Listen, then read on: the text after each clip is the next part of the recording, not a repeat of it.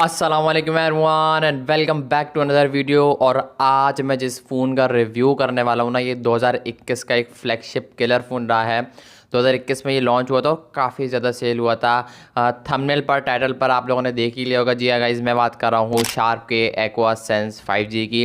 ये स्मार्टफोन 2021, 22, 23, 24 तक ये स्मार्टफोन काफ़ी ज़्यादा सेल हुआ है और स्टिल ये स्मार्टफोन किट फ़ोन्स की सूरत में, किट फ़ोन्स की कैटेगरी में आज भी सेल हो रहा है। क्या स्मार्टफोन को स्टिल बाय करना चाहिए? 2021 का एक स्मार्टफोन है, फ्लैगशिप किलर फ़ोन था ये स्मार्टफोन। और इस स्मार्टफोन के अंदर ऐसी स्पेसिफिकेशंस हैं, ऐसी परफॉर्मेंस है स्मार्टफोन के कैमरास के लिए, यानी कि इस स्मार्टफोन को एज आ प्राइमरी डिवाइस कंसिडर करना स्टिल आज क्या बेहतर है। और अगर जो जो लोग परचेज़ करने जाते हैं, मुख्तलिफ कंडीशंस इस पे अप्लाई हो जाती हैं। कुछ रीफर फ़ोन मिल रहे होते हैं मार्केट के अंदर, कुछ नॉन पीटीए मिल रहे होते हैं, कुछ पीटीए अप्रूव्ड मिल रहे होते हैं, कुछ पैच अप्रूव्ड मिल रहे होते हैं, तो लोग कंफ्यूज हो जाते हैं। तो आज की इस वीडियो में ये बताऊंगा क्या क्या उस फ़ोन की तरफ जाना बेहतर है, और साथ ही साथ ये भी बताऊंगा कि अगर आपको लेना चाहिए तो किस कैटेगरी का फ़ोन लेना चाहिए। नॉन पीटी लेना चाहिए, PT approved, patch approved, Reifer वाला लेना चाहिए, या फिर ओरिजिनल हालत में लेना चाहिए। तो मेक श्योर अगर आपका एक बजट 20 से 25 हज़ार रुपये, बिकॉज ये आजकल के टाइम पर 20 से 25 हज़ार का अंदर देखने को मिलता है, डिपेंडिंग ऑन कंडीशन और सम अदर थोड़ी और चीज़ें होती हैं जो कि डिपेंड करती हैं कि स्मार्टफोन की प्राइस क्या है। खैर, सारी डिटेल मैं आपको आज के इस वीडियो में आगे चल के देता हूँ। वीडियो का एंड तक ज़रूर देखना, पसंद आए तो लाइक करके चैनल को लाजमी सब्सक्राइब करना। हम बढ़ते हैं जब तक डायरेक्ट वीडियो की तरफ और बात करते हैं इस स्मार्टफोन को लेकर। आ जाओ बात करते हैं। Okay, so let's start the video. देखो यार, ये स्मार्टफोन एक ही वेरिएंट के अंदर आता है, 4GB 64GB। अगर आपको स्टोरेज कम लगती है तो आप डेफिनेटली इसके अंदर मेमोरी कार्ड डालने का सपोर्ट देखने को मिलता है। आप इंसर्ट करके इसकी स्टोरेज को बढ़ा भी सकते हो। अच्छा, सबसे पहले लेना किस टाइप का चाहिए, रिफर्ब लेना चाहिए? देखो, डिपेंड और कंडीशन। ये 20 से आजकल के टाइम पर 20-22 हज़ार का देखने को मिल जाएगा। अगर 10 आउट ऑफ 10 कंडीशन वाला होगा तो डेफिनेटली आपको 25 के आसपास, 25 के अंदर आपको देखने को मिलेगा। इस स्मार्टफोन का जो ऑफिशियल जो पीटीए टैक्स है वो 3850 था पिछले साल। आज के टाइम पर देखो 4000 के अंडर 4000 स्मार्टफोन का ऑफिशियल आज के टाइम पर करंटली टैक्स मैं आपको बता रहा हूँ। तो अगर आप एक नॉन पीटीए लेकर खुद ही ऑफिशियल अप्रूव करवाते हो तो आई थिंक सो कि ये मेरे नज़रिए से ज़्यादा बेहतर होगा एज़ कम्पेयर टू अगर आप एक नॉन पीटीए या फिर पीटीए अप्रूव लेते हो या फिर पैच अप्रूव लेते हो। पैच अप्रूव तो मैं रिकमेंड ही नहीं करूँगा, बिकॉज इस स्मार्टफोन के अंदर काफ़ी इशू आते हैं। इस स्मार्टफोन का 90% अगर आप किट फ़ोन्स को लेते हो, किट फ़ोन्स को प्रेफर करते हो, तो उसका जब फ़ोन को रीसेट किया जाता है, कुछ प्रॉब्लम आ जाती है फ़ोन्स के अंदर, रीसेट किया जाता है तो उसका पैच उड़ जाता है, सिम काम करना छोड़ देती है। हाँ, काफ़ी फ़ोन्स ऐसे होते हैं जिनको अगर रीसेट किया जाए पैच को तो वो उनकी सेम काम करना नहीं छोड़ती है, मतलब IMEI नंबर उनका लाइक उड़ता नहीं है, फ़ोन बिल्कुल वही रहता है। बट ज़्यादातर 90% ऐसी है स्मार्टफोन के अंदर जो कि सिम काम करना छोड़ देती है अगर आप फ़ोन को रीसेट करते हो तो मैं फ़र्स्ट ऑफ़ ऑल ये रिकमेंड नहीं करूँगा कि आप फ़ोन पैच अप्रूव लो और ना ही रिफ़र वाला लो। ज़्यादातर क्या होता है, फ़ोन के जैक चेंज हुए होते हैं, बिकॉज आजकल आवाम आपको पता है यूँ फ़ोन को चार्जिंग पे लाती यूँ निकालती है। तो ज़्यादा कंडीशन में स्मार्टफोन के किट फ़ोन्स के अंदर जैक चेंज हुए होते हैं, या फिर LCD रिप्लेस हुई होती है, या फिर बैटरी, ज़्यादातर 100% चांस होते हैं कि बैटरी रिप्लेस हुई होती है। बट बैटरी बैकअप भी डिपेंड करता है कि ओरिजिनल बैटरी होगी तो आपको थोड़ा कम देखने को मिलेगा। अगर तो नई बैटरी चेंज हुई भी होगी तो आपको थोड़ा ज़्यादा बैटरी बैकअप देखने को मिलेगा एज़ कम्पेयर टू ओरिजिनल। तो ये 2021 का एक कॉम्पैक्ट साइज़ का फ्लैगशिप किलर फ़ोन है। सबसे पहले बैक डिज़ाइन अगर आप लोग देखो, यहाँ पर बैक के स्मार्टफोन के एलुमिनियम की है, और ये स्मार्टफोन रोडर भाई काफ़ी बेहतरीन आपको एक ओवरऑल परफॉर्मेंस ये प्रोवाइड करता है। अगर आज के टाइम पर 20 से 25 हज़ार में लेने जाऊँ ना एक नया टॉप बॉक्स पैक फ़ोन, तो आपको एक कचरा फ़ोन मिलेगा सीरियस नोट पर अगर मैं डिस्कस करूँ इस बात को। और 20 से 25 हज़ार में भाई आपको एक स्नैपड्रैगन 690 वाला चिपसेट और 695 वाला ये 5G चिपसेट स्मार्टफोन के अंदर लगा हुआ है, जो कि एक PUBG के अंदर भी काफ़ी बेहतरीन ओवरऑल परफॉर्मेंस प्रोवाइड करता है। ओवरऑल फोटोग्राफी स्मार्टफोन की अच्छी है। आज के टाइम पर 20 से 25 हज़ार में भाई फ़ोन मिल जाए यही बड़ी बात है, और अगर मिलता है तो 364 वाला मिलता है, ये तो फिर 464 वाला वेरियंट है। और अगर आप इस स्मार्टफोन को देखो नॉन पीटीए ले लो, इसको खुद ही ऑफिशियल अप्रूव करवा लो, मैंने आपको बताया ये ज़्यादा बेहतर है। और ओरिजिनल हालत में लो, कोई भी कुछ चेंज हुआ हुआ ना लो, या फिर अगर आप ओरिजिनल हालत में ले रहे हो, कुछ मसला आता है जैसे बैटरी बैकअप आपको कम देखने को मिलता है, तो आप खुद ये चीज़ें चेंज करवा सकते हो। ये कुछ चेंज हुआ मिलता है तो अंदर से भाई एज यू नो के हमारे ऑफलाइन जो लोकल मार्केट में जो ऑफलाइन लोग बैठे होते हैं वो कुछ ना कुछ निकाल डाल के रिप्लेस कर लेते हैं स्मार्टफोन की चीज़ें, और इस स्मार्टफोन के पार्ट्स अवेलेबिलिटी को भी काफ़ी इशू देखने को मिलता है। सर, ये सारी चीज़ें मैं आपको आगे चल के वीडियो में बताता हूँ कि कौन सा किस हिसाब से फ़ोन लेना चाहिए। खैर, फ्रंट डिस्प्ले की बात करूँ, बैक डिज़ाइन की बात करूँ, सबसे पहली बात ये कॉम्पैक्ट साइज़ का फ़ोन है। पॉकेट में भी आराम से आ जाएगा, बिकॉज आजकल फ़ोन इतने बड़े बड़े आ रहे हैं, पॉकेट में रखो तो कोई डिस्प्ले क्रैक आ जाता है, कुछ ना कुछ मसला हो जाता है। तो ये कॉम्पैक्ट साइज़ का एक आइडियल फ़ोन है। बैक इस स्मार्टफोन के एलुमिनियम का है, मतलब मेटल समथिंग कुछ आपको फील आने वाली है। कॉम्पैक्ट साइज़ का ये स्मार्टफोन है, एलुमिनियम बिल्ड क्वालिटी है, और ये नो डाउट भाई हाथ में पकड़ते हुए मतलब in hand feel no doubt भाई आपको काफ़ी प्रीमियम आने वाली है, बिकॉज ये कॉम्पैक्ट साइज़ का एक हाथ से आप स्मार्टफोन को आराम से यूज़ कर सकते हो। अब देखो इसमें मुख्तलिफ कंडीशन होती है, अगर आप फुल रगड़ा हुआ फ़ोन लेते हो तो बाद में आपको कोई ना कोई चीज़ ख़राब मिल सकती है, तो पार्ट्स अवेलेबिलिटी का आपको काफ़ी इशू देखने को मिलेगा। ये बात मैंने आपको भी बताई है, मैं फिर से ही रिपीट कर रहा हूँ। तो 10/10 कंडीशन वाला लेना अगर ले रहे हो तो।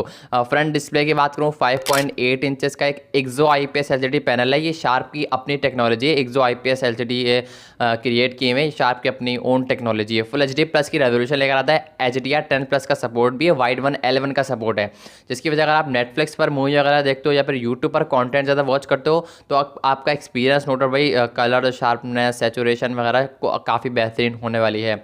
कोई हायर रिफ्रेश रेट इस फोन के अंदर अलग से आता नहीं है, बट ये स्मार्टफोन का जो एक्सपीरियंस है वो काफ़ी स्मूथ होने वाला है, ब्राउजिंग का, स्क्रोलिंग का, ओवरऑल चीज़ें काफ़ी बेहतर नज़र आती है। भाई 20 से 25 हज़ार में आज के टाइम पर बॉक्स पैक फ़ोन नहीं मिला, तो उससे बेहतर तो भाई यही फ़ोन है।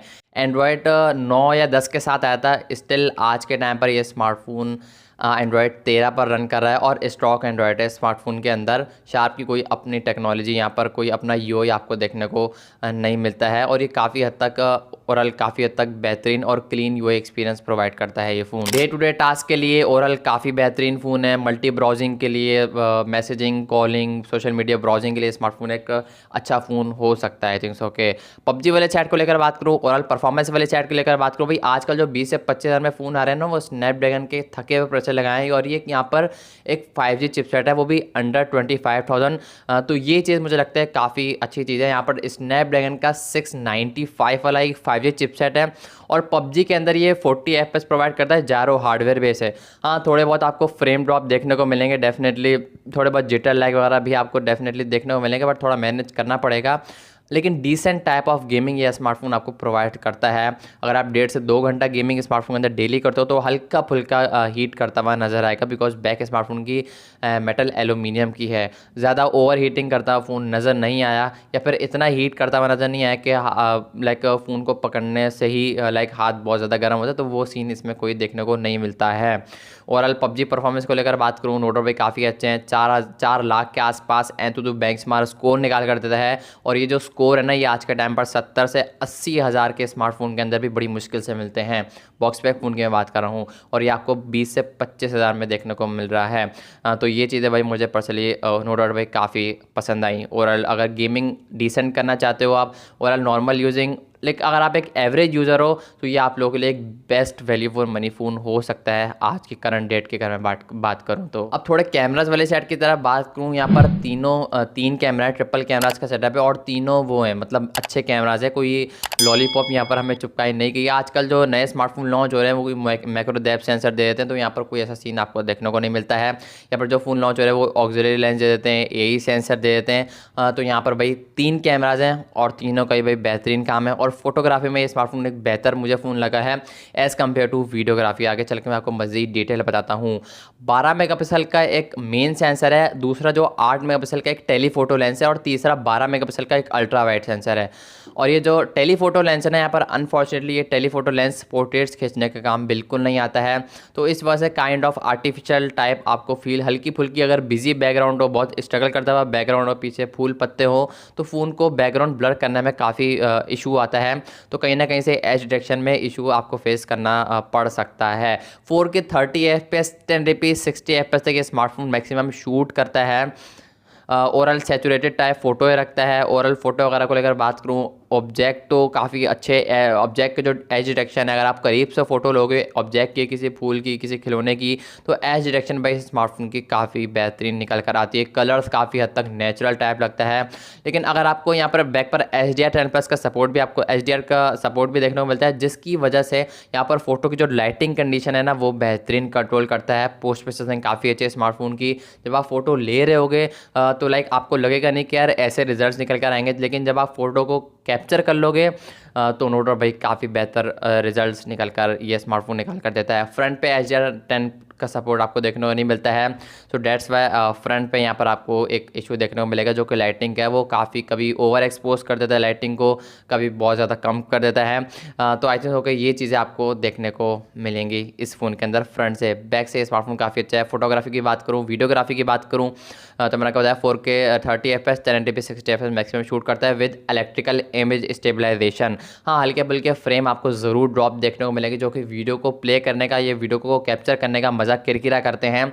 तो यही मुझे वजह लगी जिसकी बिना पर मैं आपको मना कर रहा हूँ कि अगर आप वीडियोग्राफी ज़्यादा करना चाह रहे हो तो ये फ्रेम काफ़ी ज़्यादा ड्रॉप करता है। So I don't think you go with this phone. अगर आप फोटो में ज़्यादा इंटरेस्ट रखते हो, पोर्ट्रेट्स काफ़ी स्मार्टफोन अच्छे रहते हैं, बट हल्की फुल्की कभी कभार स्ट्रगल कर जाता है।